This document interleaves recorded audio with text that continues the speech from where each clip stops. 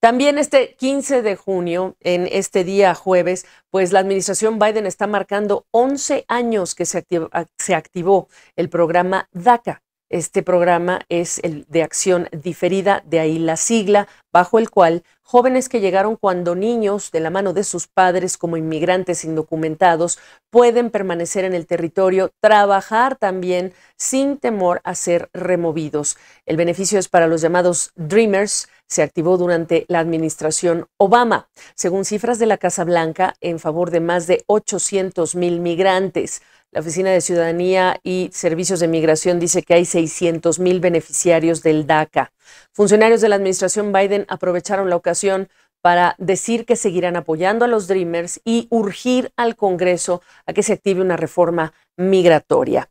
Y es nuestro tema de análisis. Para este tema siempre tocamos la puerta de Manuel Orozco, director del Programa de Migración y Remesas para la organización Diálogo Interamericano. El saludo hasta Washington. ¿Cómo marcas esta fecha cuando lo que está claro es que todas las miradas, así sea que hablemos del caso de los migrantes que son enviados por autobús a distintos estados desde Texas o los jóvenes Dreamers, todos pasan y se estancan en el Congreso, Manuel?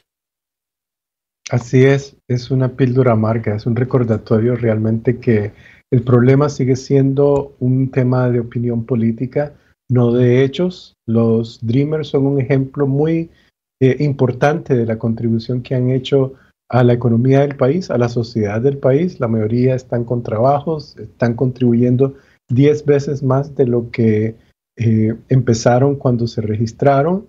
Y realmente te marca también la importancia de una realidad que está ocurriendo hoy en día. Y es que si hoy los DACA son el 80% predominantemente mexicanos, si tenemos una realidad en donde básicamente el 5% de los migrantes que han estado llegando a la frontera en los últimos 5 años son menores de edad, provienen en la mayoría de los casos de países que están fuera de México. Provienen de países donde hay serios problemas de estabilidad política. Entonces, realmente es un recordatorio bastante amargo que muy poco se está moviendo en el Congreso en temas de política migratoria. Ahora, lo interesante es que si estos son los jóvenes que llegaron, digamos, inocentes porque llegaron cuando niños a Estados Unidos y están en fila, en lista de espera, ¿qué podemos suponer del resto de los migrantes indocumentados que están partiendo hoy día o hace meses, recientemente, pues, hacia Estados Unidos y están esperando sus casos de migración? Al final del día, la pregunta también pasa por quienes apoyan esta causa. Los Dreamers han tenido al sector privado, a empresas importantísimas, Manuel. Es una contradicción absurda, realmente. En primer lugar, los Dreamers no están en fila, y esto es lo más degradante de toda esta situación. Son personas que en las próximas semanas la Corte puede decir no se les va a extender más su permiso de estadía y tienen que volver a sus países. En segundo lugar, tenés un problema en donde no hay una solución, es decir, podría ofrecérsele un parol con la opción de pedir asilo político, por ejemplo, como se ha hecho con el parol humanitario recientemente con los otros países. En segundo lugar, tenés a estos otros chicos. Estamos hablando de 5 millones de personas, 5% son menores de edad que se encuentran prácticamente en situaciones en donde solamente tienen un papelito con una carta de notificación de presentarse a la corte con su familiar o con alguien que los apoye, pero no tienen realmente un futuro definido. Es un problema bastante complicado porque estos menores realmente no tienen un futuro garantizado en el corto plazo. Es decir, de aquí a 5 años no se sabe realmente cuál va a ser su situación como capital humano de la sociedad. Claro. Manuel, ya empezamos a hablar de las campañas de los aspirantes a la presidencia de los Estados Unidos del lado republicano. ¿Qué podemos anticipar como el tema migratorio? Hay países que sabemos que vamos a hacer piñata de los discursos de muchos republicanos porque el tema migratorio va a ser un arma muy potente. ¿Qué podemos esperar en términos de reformas en el horizonte? En tu escenario más optimista, ¿cuándo? Bueno, el escenario más optimista te diría que vas a esperar la continuidad de DACA de alguna manera con otro decreto ejecutivo, independientemente de lo que decían las Cortes. También vas a esperar la continuidad de algún otro tipo de paro humanitario. Eso es tu escenario más positivo, con un mejoramiento de las solicitudes y los procesamientos de asilo político. Pero más allá de eso, no puedes esperar mucho más.